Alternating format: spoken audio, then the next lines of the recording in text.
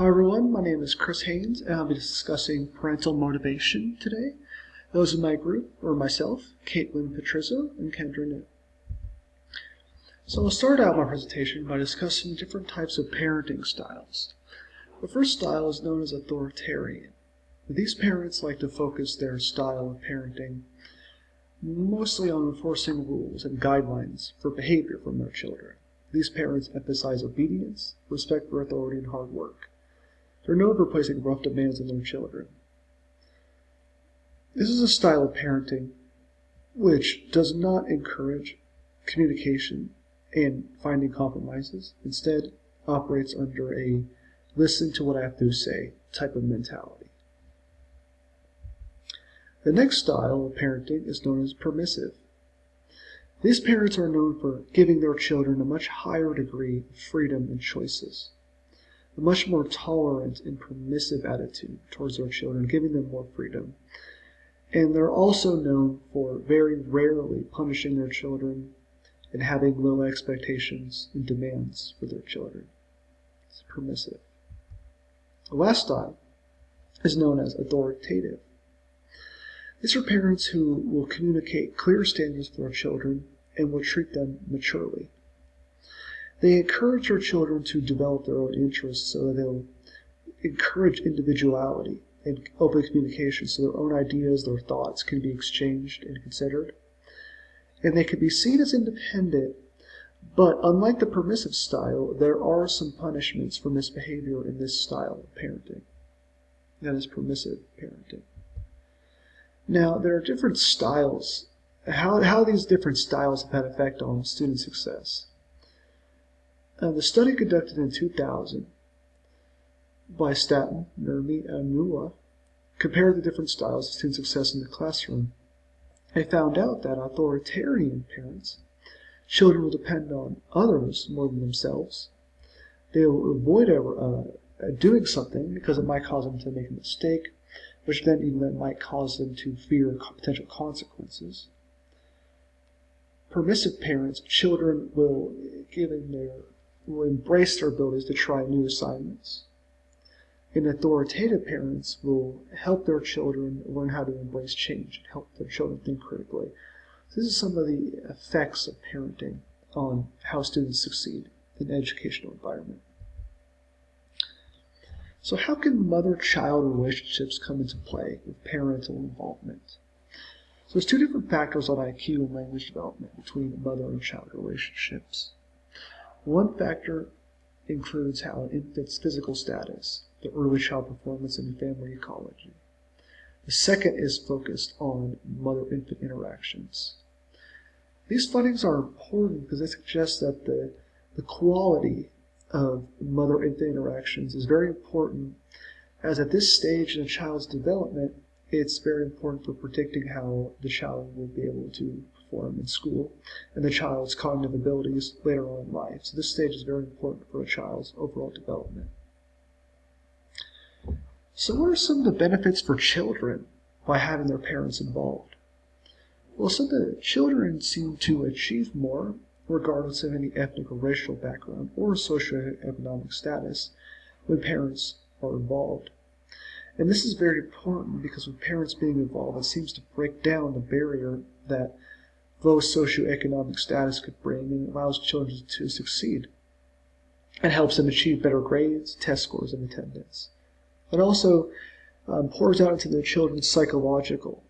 It helps them to achieve more self-esteem and more self-discipline. And studies have shown that junior and high school students whose parents remain involved make the transition easier and are less likely to drop out. So there's a lot of benefits for children who have their parents involved in their life. It also brings benefits for the parents. It allows parents to increase their interaction discussing with children and be sensitive to the children's social, emotional, intellectual needs as they develop into adults. They have these intellectual, social, and emotional needs developmental. It's very important for parents to interact with children in this regard. There's also more use of positive reinforcement to help children achieve their goals, and also moves parents away from punishing children. And as parents become more aware of policies that affect children's education, they will be involved with the school process, with decision making, legislation, things like that. So, how can we involve parents with students? The first step is there are 5 main goals. First, we can start by emailing or calling parents, sharing school experiences, having students create a newspaper, finding common interests, enticing parents into school, and visiting parents directly. These are some ways that we can motivate our parents to get involved with their students and help them to take an interest in their students' learning. So what are some of the forms of parental involvement today? It's been noticed in some certain areas. The National Center for Education has come up with a survey identifying the specific areas that parents have been involved in the school district. It's done a study in 2011 by DeVaris and O'Brien, and more than 50% of parents are involved in either PTA, one-on-one conferences, fundraisers, school councils, or different school events. So these are really some of the ways that parents have been involved in their students' lives today. Katsambis, in 1998, engaged in a study that was focused on the impact of involved parents in education of children over time. He states that parents who stay well informed about important academic issues could be helpful to high school students in making their own decisions about school. So this is very important because it shows that parent involvement is very important to a child throughout their entire educational career. This study done in high school. It's not just in early childhood. It's very important to have parents involved throughout the course of their educational career. I included a video. I'm not going to show the video in this presentation, but this is just a reference guide for many testimonials from parents and students about how parents have benefited in the education of their child and different ways that child and students can be involved with the school and how their parents can get involved with school and the benefits it brings.